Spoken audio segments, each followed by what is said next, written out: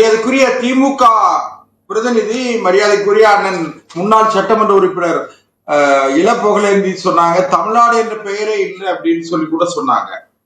தமிழ்நாடு என்ற பெயரே இல்லைன்னு சொல்லி சொன்னாங்க.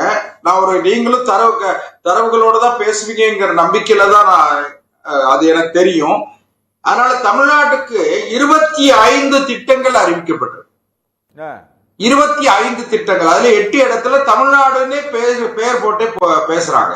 நான் முழுசு வாசிக்க அனுமதிச்சா வாசிக்கிறேன், இல்லைன்னா கூட தெரிஞ்சுக்கிறோம்.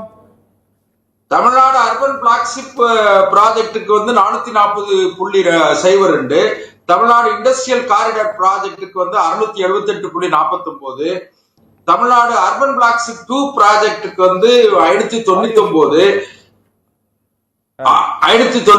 சென்னை மெட்ரோ பேஸ் 2க்கு 3048.72 கோடி, சென்னை கன்னியாகுமரிக்கு இண்டஸ்ட்ரியல் காரிடாருக்கு 467 கோடி, சென்னை மெட்ரோ ரயில் இண்டஸ்ட்ரியல் ப்ராஜெக்டுக்கு 1010 கோடி.